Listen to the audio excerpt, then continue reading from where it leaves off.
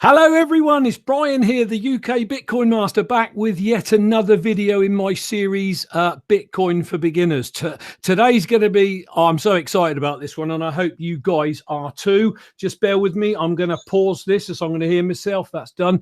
I'm really excited with the guests that I've got on tonight, but before I go into that, the guy that I'm going to introduce you to, I would say, and he doesn't want to hear this, but he's really silently mentored me. I've watched every single one of his shows without fail, as many as I can on live, and then obviously on catch up the ones I couldn't watch.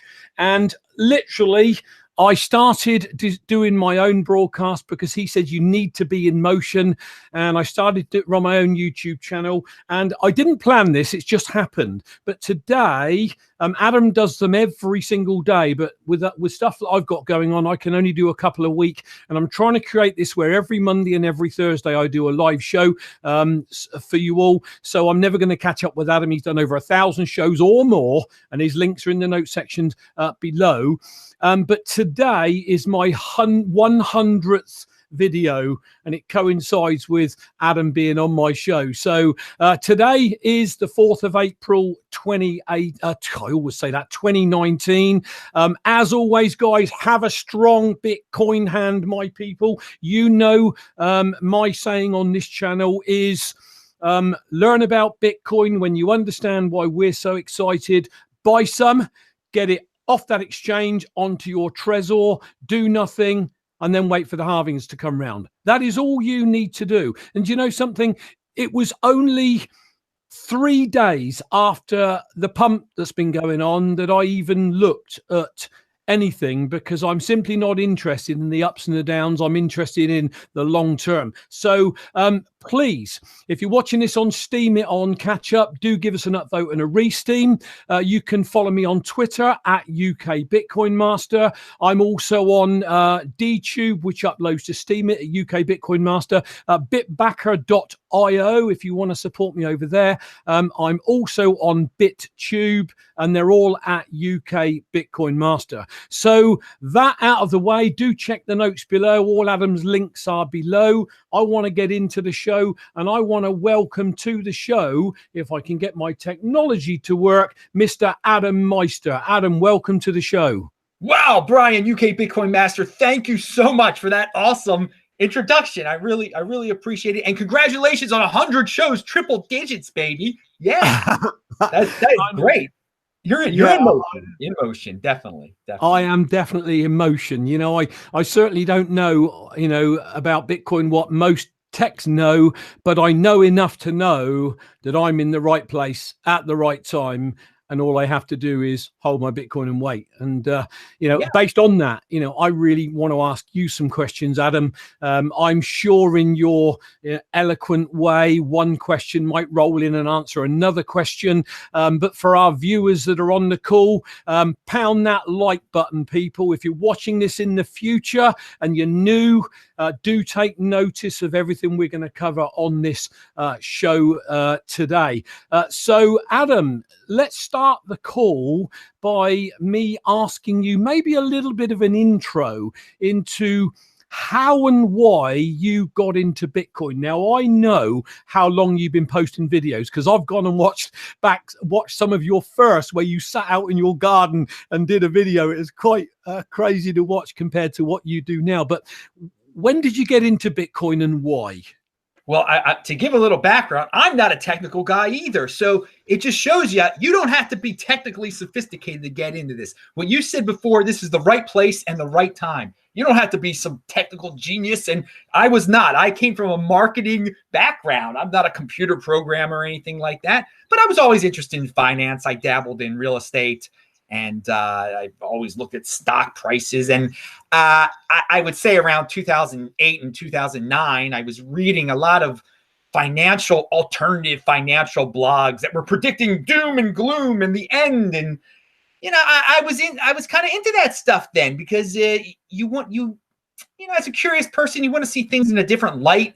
And I learned a little bit about the Fed and the money printing, and then I thought, well, when's it all going to blow up? Well, it really did not the world didn't end. We're still living, right? Everything's going around. And but I was still going to those sites in 2011 even, and they started talking about this Bitcoin thing. And it had to be in 2011 on these doom and gloom financial sites, and some of them were just alternative financial sites.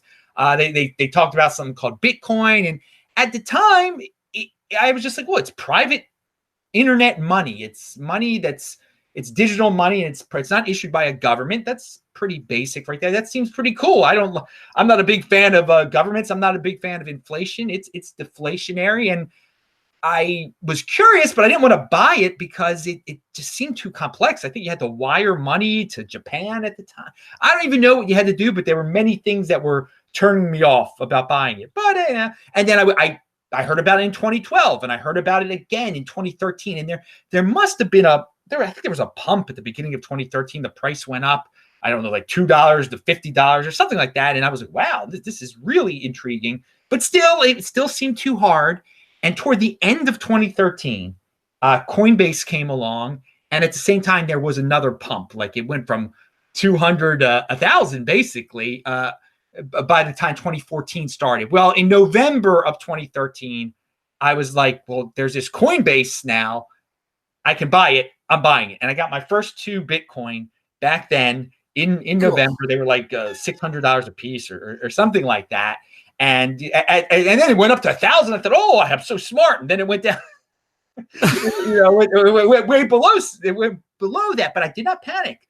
I was like, once I got it, I started telling my friends about it, but I knew I had to get more. So I did. As it went down, I got more and more, and I read more and more about it and got into the internet forums. And there really weren't YouTube videos back then. And I made it. And, right after I got into it, I made a video. In December of 2013, I made my first video.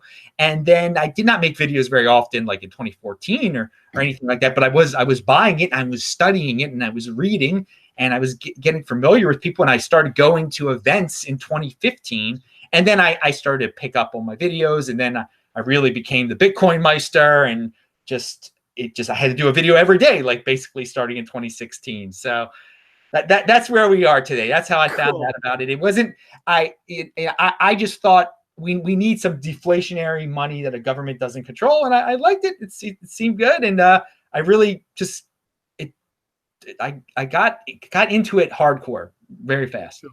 So, Bitcoin moves on. So tell me, in your view, for a simplistic view, if you like, for our viewers, what is it that you feel makes Bitcoin king, Bitcoin the rock, Bitcoin the one?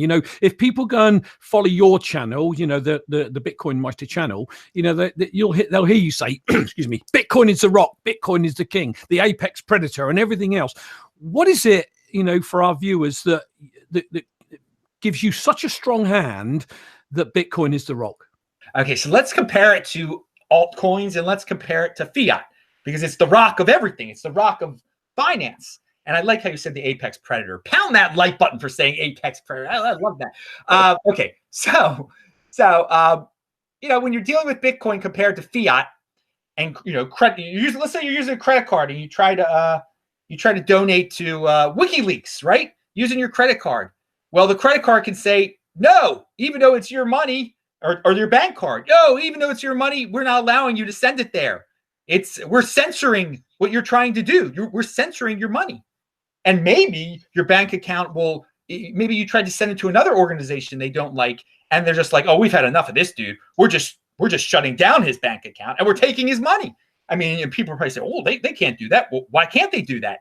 They control it. They can do what they want to do. It's censorable. It's confiscatable, your bank money. But with Bitcoin, there is they can't stop it. No one can stop it. If you control your own private key, if someone gives you a Bitcoin address, you send your Bitcoin to that address, nothing can stop it. No one can say, oh, you're not allowed to send it to that address. We're going to stop you, or we're going to take away all your Bitcoin now because we don't like who you're supporting. No, that is why Bitcoin is, and there's only a limited supply of Bitcoin too. with all the fiat money of the world, who knows how much is going to be printed. And we experience every year, we experience inflation in terms of fiat in every country. Some people don't notice it right away, but over time, you know, a car used to cost $6,000. Now, what does a car cost? $30,000. That's inflation. So why is Bitcoin? So those are some obvious reasons why Bitcoin is the rock and the king compared to the old monetary system. And then some people are going to be like, well, I want to, this Facebook coin, it seems pretty, you know, how about if Facebook comes up with the coin? Okay. So what would that's kind of an altcoin there. That's like a private digital coin. And people, you know, I'll be so easy. I can make payments from my Facebook page and everything, but they are going to keep track of every single payment you make. And then they'll sell your information, and they might even just shut you down one day. They're not going to like where you send your Facebook coin. But let's compare it to other altcoins though. Let's compare it to altcoins that are uncensorable, that are unconfiscatable, like Litecoin. Like Litecoin is a top tier altcoin, okay? And why is it better than Litecoin? Why won't Litecoin surpass Bitcoin in popularity? We're at a point already where so many people are working on Bitcoin. Okay, so many developers. No altcoin comes close. Like the second one might be Ethereum. Okay. Also, all of those other coins do have founders that are known that could be blackmailed. That who knows what they could do. It could affect the price of these coins. They're all centralized to a certain point. Bitcoin was founded by some entity called Satoshi Nakamoto, and he might be dead, or he or she or it or them might be. This entity cannot be blackmailed. No one knows who it is. This is so in terms of Bitcoin being having a centralized founder, that is a positive. That it does not. That it is, and so that those are some reasons why it is the rock compared to altcoins and compared to Facebook coins and compared to fiat. But again, one thing, Bitcoin can't be. It can't be reversed like Ethereum has. Ethereum, there was they had to have a fork once to turn back the clock because they had a bad thing happen. It was called the DAO. I'm not going to get into it. And that with Bitcoin, you know that's not going to happen. That once a transaction goes through, that's it. It's too late. If you made a mistake, that's your personal responsibility. You cannot get bailed out. In Ethereum, there was a bailout. And in these other coins, if they do have these centralized leaders, they can have bailouts. There are no bailouts in Bitcoin. And that comes back into your banging on about taking personal responsibility, doesn't it? You know, you've just said, you know, you do something wrong, there's no recompense. You know, you lose your Bitcoin, it's gone forever. So, you know, and I'm trying to follow your lead there, and I keep drumming home to people. Personal responsibility is the new counterculture. You know, that is the way forward. You know, controlling your own finances or your own bank or your own Bitcoin, it comes at a price, doesn't it? Yes, it does. And, you know, going back to Facebook coin and maybe Ripple coin or all these other centralized coins that are out there, they can bail you out. They can. There is a lack of personal responsibility. So people might say, well, I'd rather have that. I'd rather have something where there are chargebacks or where I can, you know, if I make a mistake, they're going to save me. But again, there comes a cost with that. They can censor you. They can take all your coins away. I mean, that is why personal responsibility is the new counterculture. The majority of people on this planet they want to be bailed out. They don't want to, it's scary to them. They're so used to the bank system. Yeah. I mean, I'm sure people do have nightmare stories with banks. They do. But at the same time, sometimes bank does, you know, someone steals your credit card and charges some stuff, they'll fix it for you. They'll usually fix it for you. If you by accidentally, you did a double spend on you know, you're buying something online and you clicked it twice and you know, the credit card was charged twice, they'll figure it out. But with Bitcoin, that is not the case. You got to be very careful where you send your money, where you send your Bitcoin to. But again, this is just personal responsibility. This is how the world used to be. This is the real world. There are no bailouts. You should take responsibility for your finances. For me, it's an invigorating feeling, very freedom type of feeling. And I completely relate to that. It's like when you really get it, I think there's very few people get it, but when you get it, it's like keeps you awake at night. You're just thinking about it all the time. And I mean, there's something you just said I want to just roll back on if I can. You said some people are going to go for Litecoin or Ripple or whatever it is, because it means somebody else is taking care of it or whatever. But of course, there's always cause and effect, isn't there? So the cause is you go and get a cheaper coin. The effect is you're not going to get the mass growth that you're going to enjoy with Bitcoin being the rock, etc. So leading on from that leads me nicely into my next question. We keep hearing, and I keep banging on my shows about, don't keep your coins on exchanges because they have been hacked, they are being hacked, they will be hacked in the future, and you're going to lose your coins. And the thing is, there's the 80-20 rule in life.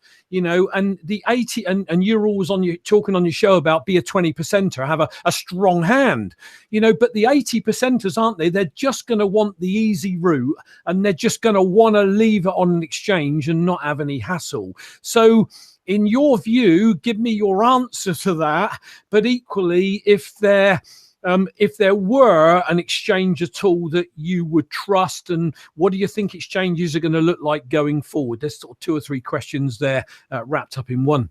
I do think that exchanges are going to morph into these online banks or crypto banks. I mean, Coinbase is already going in that direction because there are so many people that are used to the banking paradigm that want a bank to take care of their money. So they're going to want an online bank like Coinbase to take care of their crypto. But I do not advise that at all. I cannot advise any exchange. It was just like you said, they get hacked all the time. Now in the Western world, Coinbase is insured. And yep. If you believe that, and if you're for some reason addicted to not controlling your private key, then you should go with something in the Western world that's insured. But because again, there's so many exchanges out there that Eastern Europe and you don't even know where they're coming from, and they might just be scams themselves where they're going to exit scheme one day and just take all your coins. So I do not recommend any exchange. Obviously, some exchanges are more reliable than other ones because they are insured. If you want to look at it from that perspective, but I do see an evolution coming where, even though we know the correct way to keep your Bitcoin on your storage device, control your own private key, most people, they'll still want a Bitcoin bank, and so operations like Coinbase are going to do pretty well, and maybe they'll be able to hold it together. Maybe if they do get hacked, Lloyd's of London will cover them, and the people will be. But I just said a lot of maybes there, a lot of ifs there. I don't want to worry about ifs. Just leaving it to chance, isn't it? I want to trust myself. Bitcoin, you're not supposed to trust the third party with Bitcoin. You're not supposed to trust Coinbase. You're supposed to trust yourself with controlling your own private key. I'd rather trust myself than trust a Coinbase or a bank. There are a lot of people out there. It's sad they trust the bank over themselves, apparently. So yeah, and some great points. So leading on from that, when you think about it, your show, my show, and I'm struggling to think of any other shows that just keep banging on all the time about getting it off an exchange onto a hardware device, and a Trezor at that. Now, my preferred hardware device is a Trezor. What are your views? There are several out there right now. What are your views on a good storage device, and which would be your favorite? Well, I do want to say we are not the lone voices. Thank God, we're not the lone voices saying get your Bitcoin off these exchanges right now. Trace Mayer, who doesn't have his own show, he was the proof of keys guy. He was like, He wanted everyone to do it to bring down the exchanges, to see which exchanges were telling the truth. I mean, Vortex reminds people all the time. I think BTC Benny. There's a lot of guys on our side, definitely. So don't feel like you're alone out there, people. You're doing the right thing by getting your but there's some people, there's some people who encourage altcoin buying. Some of these altcoins, you would have to have a lot of skill to store them yourself. So they just keep the altcoins on the exchanges, which I do not. Again, you something that I didn't answer that you said before. These altcoins appear cheaper than Bitcoin.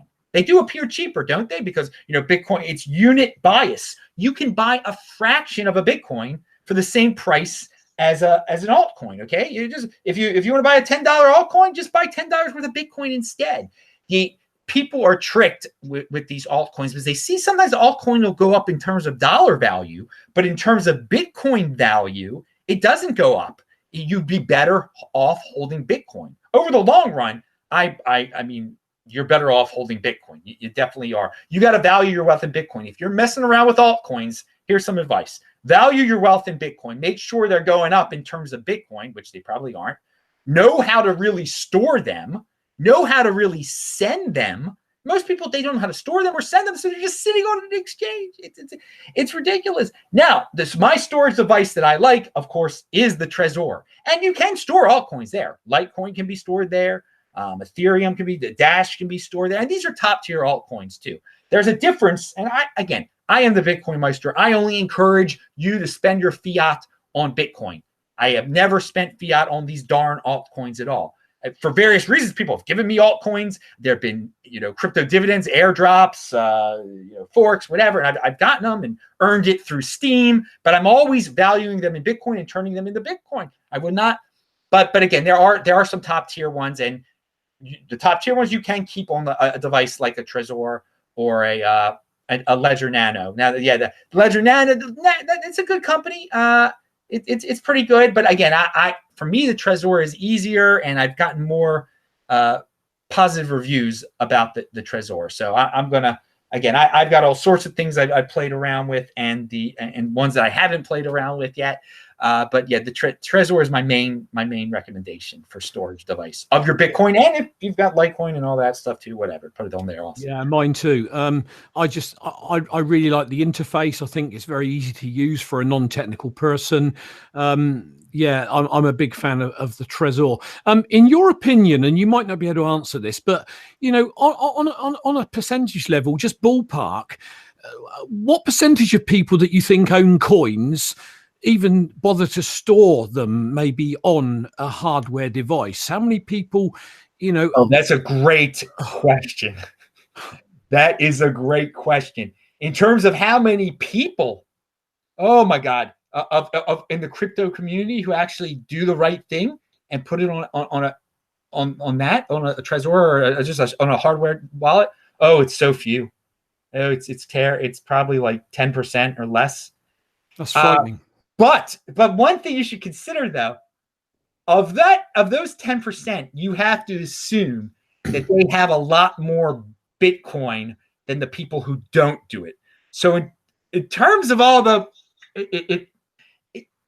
there's a good amount of Bitcoin on storage devices. But the numbers probably don't look as bad as what I just described. When you look at it as individuals, though, that are doing the right thing, it's probably only 10% of the people in the crypto community. In terms of the percentage of Bitcoin that's on storage devices, it's probably higher than 10%. It's definitely higher than 10%. That just jogged my memory to ask a question that I haven't got written down, but I think it's worthwhile. What would you say to somebody that says, well, I can't afford a Bitcoin? Talk about the new savings plan, and what you can do around that and, accumulate and stuff. Well, yeah, I mean, right now, I guess for all the fiat freaks out there, they see the price of Bitcoin is $5,000, and I don't have $5,000. Well, I mean, you think of it as a savings account. So every week you buy $10 worth of it, you put it away, and I call my show the One Bitcoin Show. So you set a goal in your head. I want to get 1 Bitcoin, and you don't worry about the fiat price. You just, from week to week, you buy what you can afford. Just little by little, it builds up over time. But most people aren't patient. Most people aren't long-term thinkers. They can't defer that gratification. But they're definitely just buy a little bit at a time. And if you're already a content creator, put your stuff on Steemit. You earn a little bit of Steem. And some people are like, oh, the Steem, it's worth so little. But again, you start piling it up, and then you turn it into Bitcoin, and then all of a sudden you got a little, 0.0001 Bitcoin, but that's better than zero. It's better than what you had before. And over time, it will add up. So And then once you got that one Bitcoin, then you aim for your second Bitcoin. But you don't spend that one Bitcoin right away either, because it was your savings account. You think about these halvings. You think about the 2020 halving. You think about the 2024 halving. You make a goal, like, what year am I willing to spend this Bitcoin on anything? I don't just mean convert it back into fiat. Maybe you set a date, you're like 2028. By then, everyone will be accepting Bitcoin, you theorize, and I'll just spend my Bitcoin on a house or something like that. I mean, you got to you can create a logical plan, as you would with any savings plan. But again, most people in the Western world, they don't even have a savings account. So I mean, they don't even. This is foreign to them. So, but if you're watching this show, you probably have you've probably got a savings mentality. I hope so. So I think it's fair to say that we will all have a different plan, won't we? I mean, for me, I'm sort of the older generation. So my plan, my plan revolves around the halvings. Okay. And we'll talk about that in a while. But, so somebody who's maybe 30 or 40, my goodness, how many halvings could they go through if they can delay that gratification and put and the wealth is shifting. I think the wealth in the world is going to shift away from the old dinosaurs like Buffett and people like that into people that are at the cutting edge of cryptocurrency. And we really don't have a clue how this thing is going to go. None of us know where it's going to go to. We've all got a gut feeling where we know it's going to go to. But, most people, they haven't really got a clue. Would you agree with that? Yeah. I mean, most people don't see this on the horizon, but I will say that, you said that the money, the finances of the world will shift from the old ways of the Buffetts of the world to the new people. Now, I do think the first trillionaire on earth probably will be a holder of Bitcoin. Maybe it'll be the Winklevoss brothers. I will say this about the traditional people. They have heard about Bitcoin. So the wealth might not shift away from them. It's still early. Warren Buffett could wake up today and say, you know what? I'm going to get some of this Bitcoin now. So he could still maintain those old school guys. They've got a lot of cash on hand. So even if just like 2% of them decided, you know what? I'm shifting my view on this. I'm going to go into Bitcoin hardcore. Well, it would make a big difference. It would make a big difference, and they would end up the first trillionaire on earth, maybe. Who knows? So we could say, I mean, over time, there's all sorts of evolution in the world, and there's financial evolution, and there is nothing preventing all the people who are into gold and into stocks right now from evolving and getting into this right now, and some will.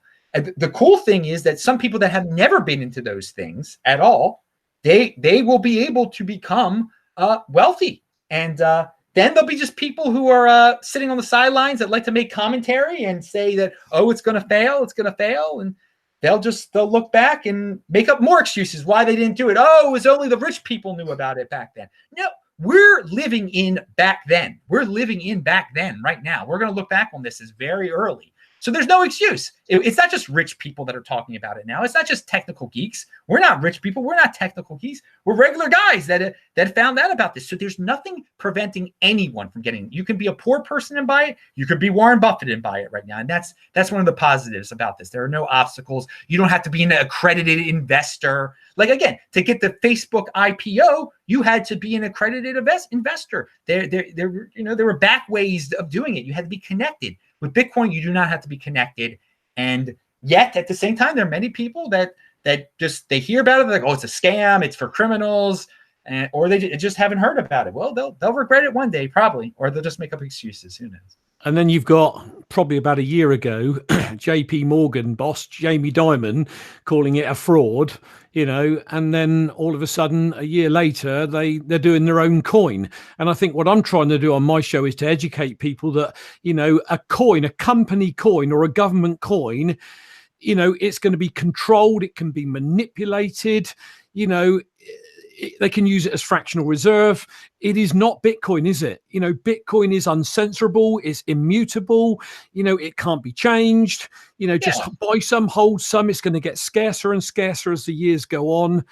So that, I'm trying to get people to understand that they can't listen. They mustn't listen to the mainstream FUD machine, as I call it. Well, I'll give a comparison that maybe some of the people in their 20s aren't going to get this comparison, but they're more into Bitcoin anyway. But back in the days when the internet started booming, in the late 90s, probably like 1997, from what I've heard, these corporations were like, let's make our own intranets. We're talking about big corporations. There's it's not about the internet. It's about we're going to make our own little internets that only our company can use, and special people can get on, and we'll have all our information there, and we'll be able to charge people. Who knows what their dreams were? These were private internet. They weren't.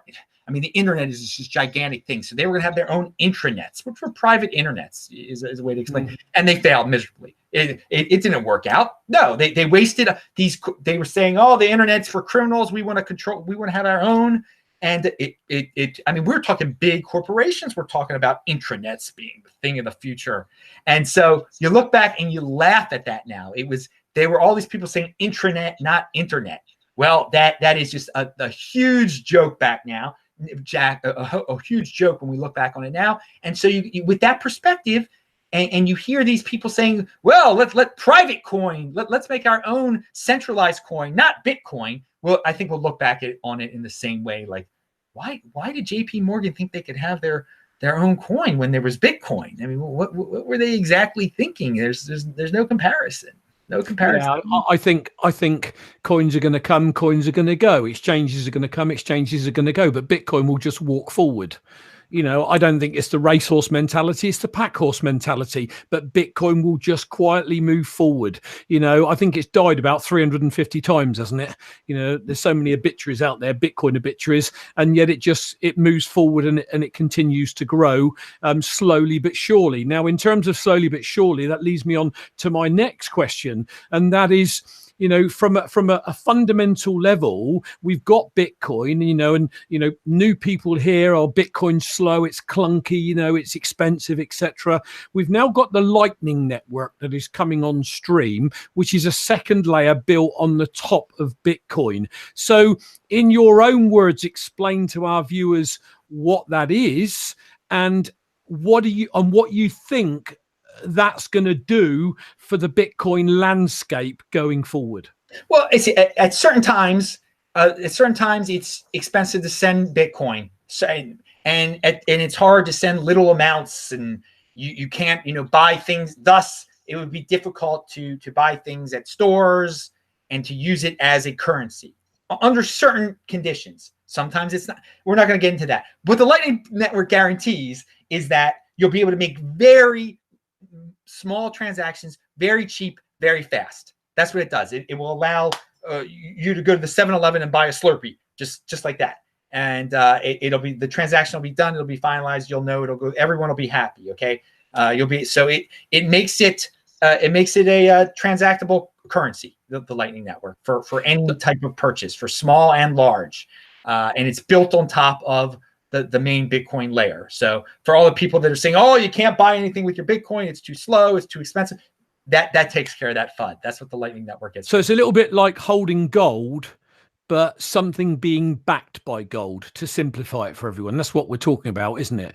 The gold is the store of value, for want of a better word, maybe not a good comparison, but then you might have something where you can spend something and that spend is backed by gold. But obviously the Lightning Network is set up so it makes, like you say, payments a lot cheaper, a lot simpler.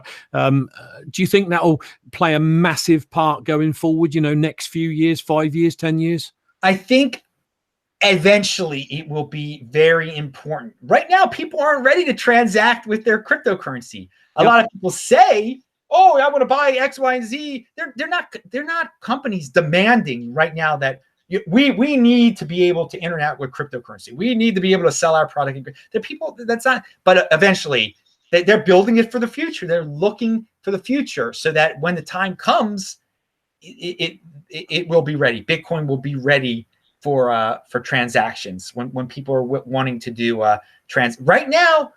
Bitcoin is basically a wealth protection device. I mean, that's what it is right now. So it doesn't matter how slow it is and how, if it costs $1 to send, or if it costs 50 cents to send, or whatever. Again, Lightning Network, when you're using it, then it costs like fractions of a penny to send. But I mean, we're talking about people buying Bitcoin to preserve. I mean, if you're in South Africa, people are buying it just to preserve their wealth, to beat the inflation of the rand. So they'll buy it.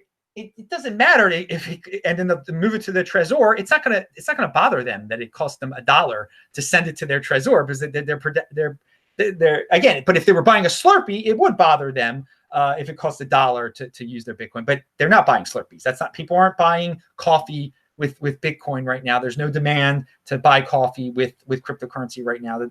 The demand is for people who are treating it like gold, as to store their value, or to send it to people who are again, they're people on YouTube who have been banned, or people that have been banned from Patreon. Well, the way you support those people, you send them Bitcoin, and so people aren't.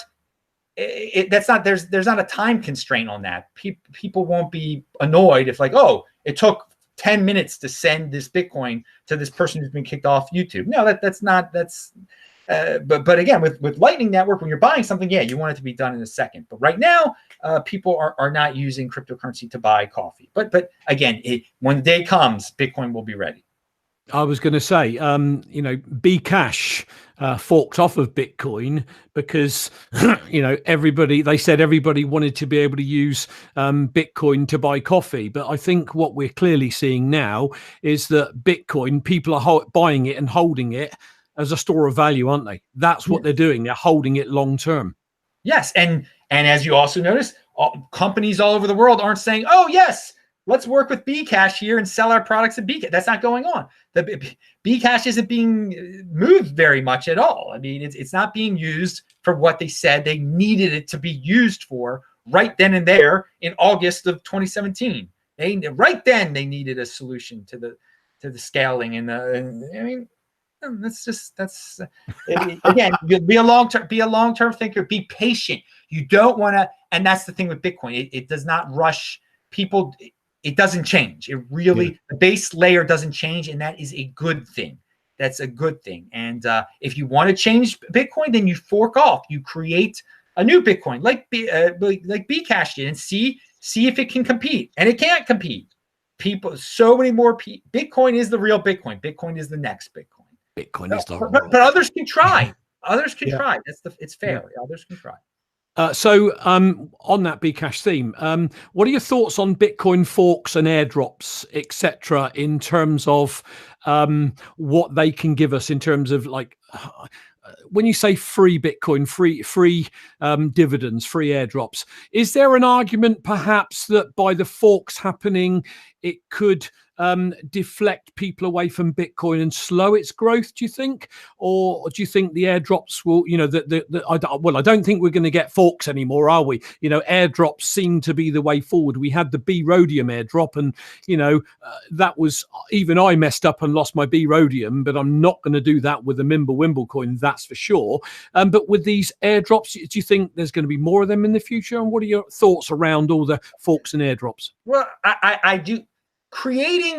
These are just unique ways of creating and distributing altcoins. So we've had altcoins created for years, since before I even since 2013, they've been creating. I don't know when Litecoin was founded. It might have been 2012, or I have no idea. But they've been creating altcoins for a while, and it hasn't hurt Bitcoin.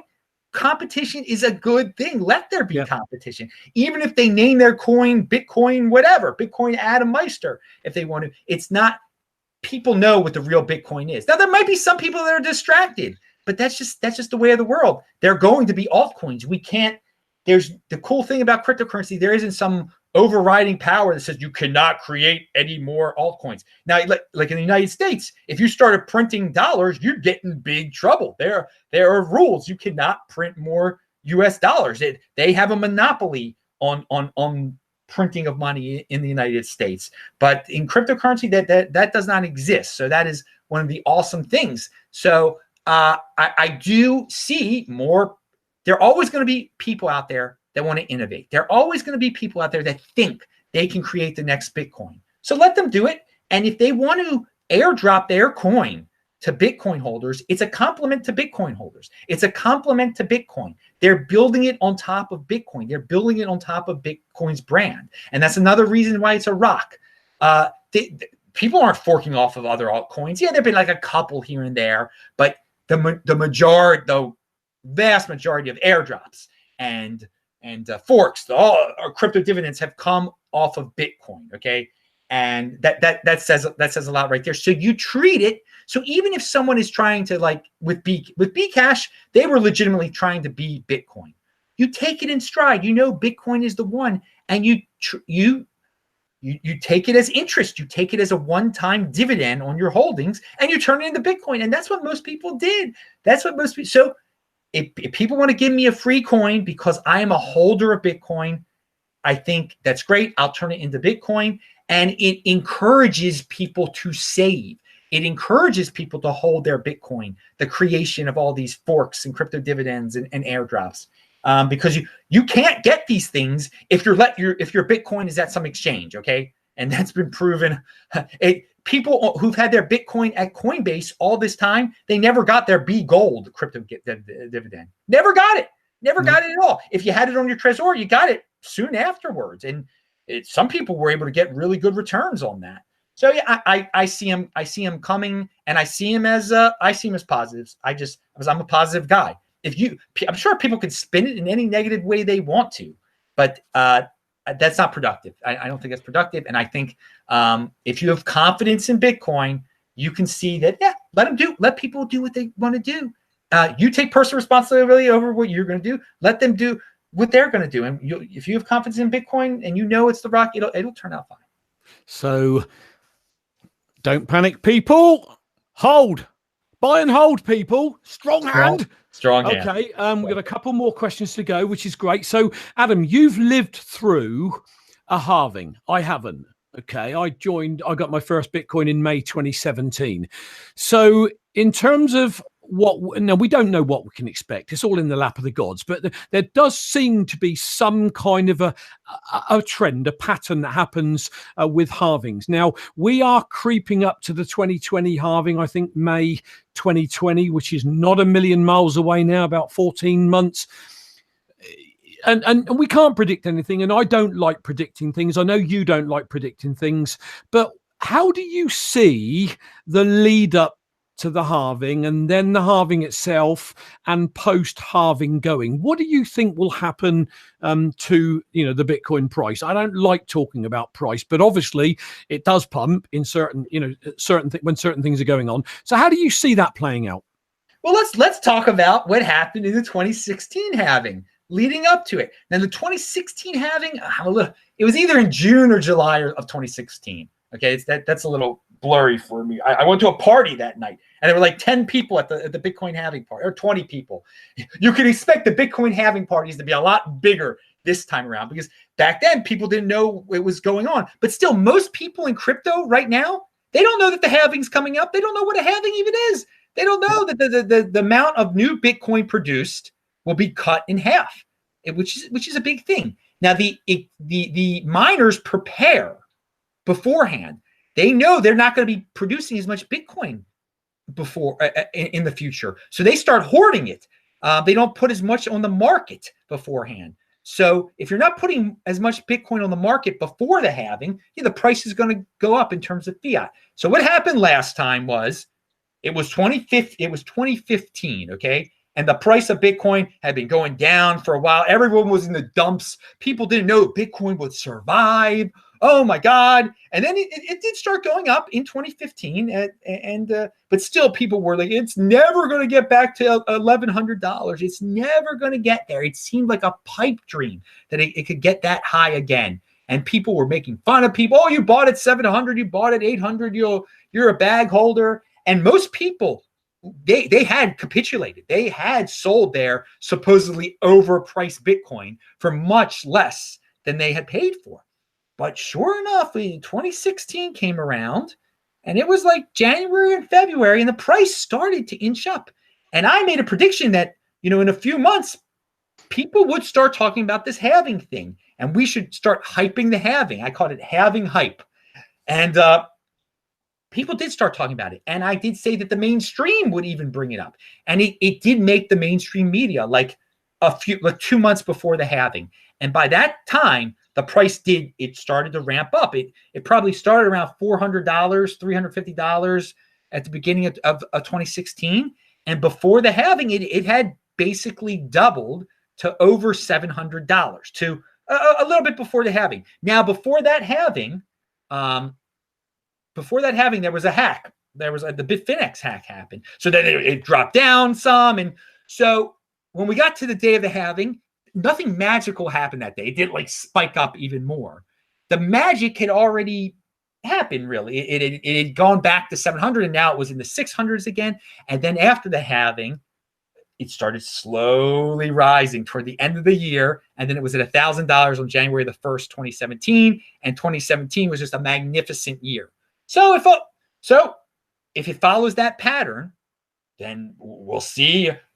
People will start talking about it. Probably in February of 2020, the mainstream media will start covering it. In April, people will start panic buying because they'll realize what it is. The price will spike, and then it will go down a little bit before the halving. And then after the halving, it will gradually go up toward the end of the year. And then next year 2021 will be just some incredible year. But that might, again, that this is what happened last time. But there's good. The bottom line is the miners are producing less Bitcoin. They'll be producing less Bitcoin. And it's a supply and demand type of thing. And Bitcoin is a lot more popular than it was back around 2016.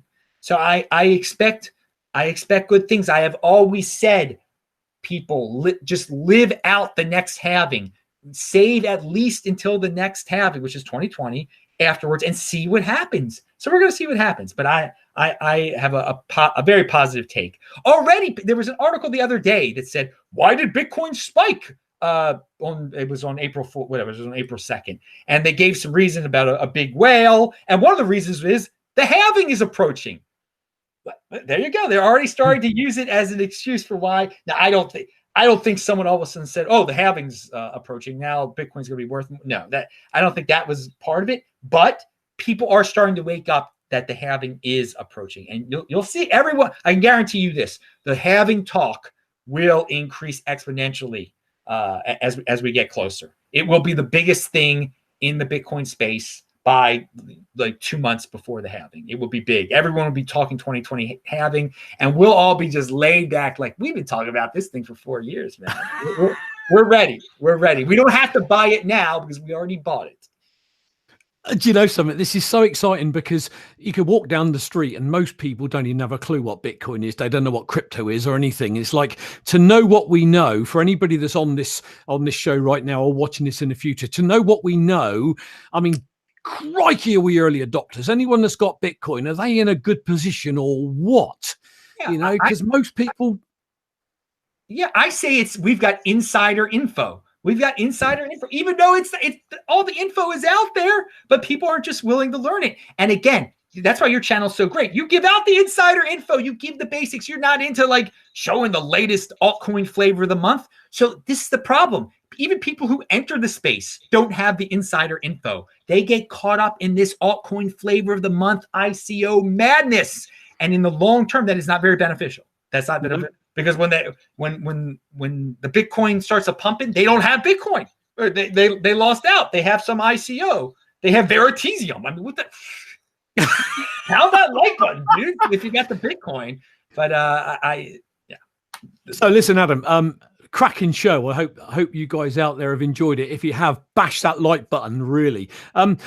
What advice as we wrap this up, what advice would you give to newbies? Somebody just coming on, maybe a friend has called them, told them about Bitcoin. They don't really know anything. Give some very good sound advice to newbies. All right. Just you buy some Bitcoin. Now, the easiest place to do that at is Coinbase, for Americans at least. But once you do that, get it, send some. You can create another address, a free address at blockchain.info, let's say. Send a little bit there so you know how to send it. If you're comfortable at that point, then buy your Trezor and then send all your Bitcoin over there, because you got to know how to send it too. You got to, I mean, these seem like a lot of people probably are laughing at this, but no, this is some serious stuff. You buy it, you learn how to send it. You send some little pieces of it, maybe to a friend, he sends it back to you.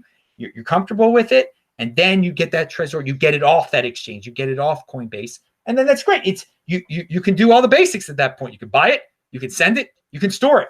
And then from there, you keep watching videos like this, learn more and more and more. And it's a fun time from there. So do not, but again, some people are going to get stuck. They're like, oh, it was so easy to buy it. I'll just leave it here. No, you do have to learn how to actually to send the stuff and then how to store the stuff. So don't get stuck in step one there.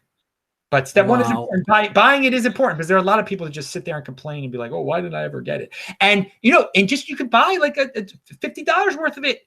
And once you've figured out how to send and store and do all that stuff, then you buy $50 every month or every week or whatever you can afford, and you aim to get that one. You aim to one, and then you aim to get two, and so on. So you kept setting goals for yourself. Yeah, because once you learn how to send it, I mean, when you get it onto Coinbase, what you want to do is then go and send it to your Trezor and send a little bit. I mean, I remember when I first sent my first Bitcoin, it was like really scary.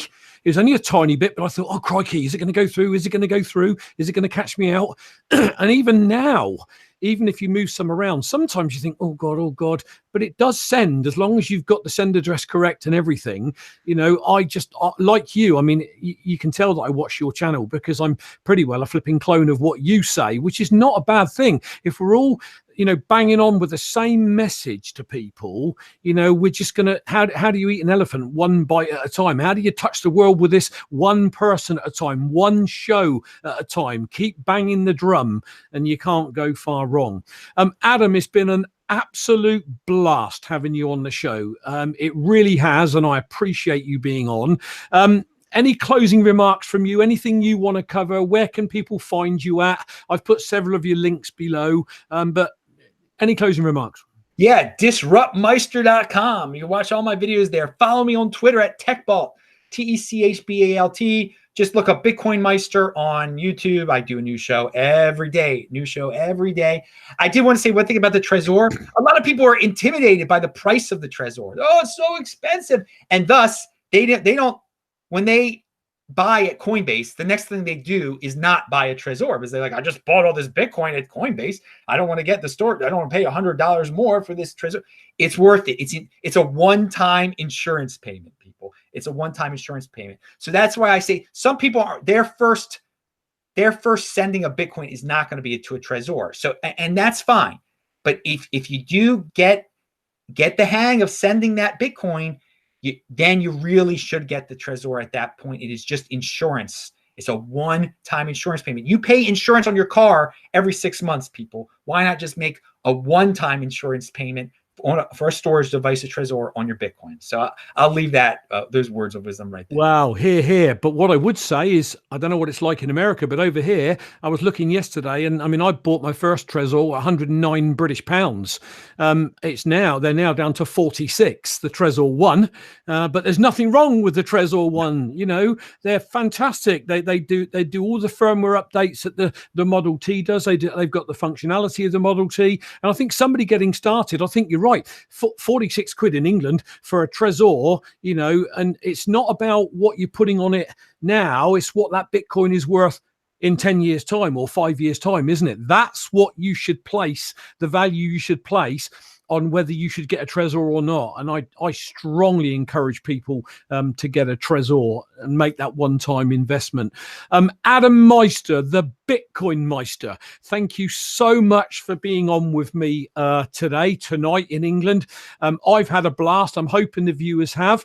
If you have, guys, as always, have a strong hand. Get some Bitcoin, get it off an exchange onto a Trezor. Follow me across all those platforms at uk.bitcoin.master. Down in the bottom right-hand corner, hit that subscribe button. Like this, share it, do all what we ask you to do. That is the end of the show, guys. Adam, thank you so much for being on. I will catch you all on Monday. From Adam and myself, Brian, the UK Bitcoin Master, have yourselves a fantastic Bitcoin day. See ya. Pound that like button. Go for it.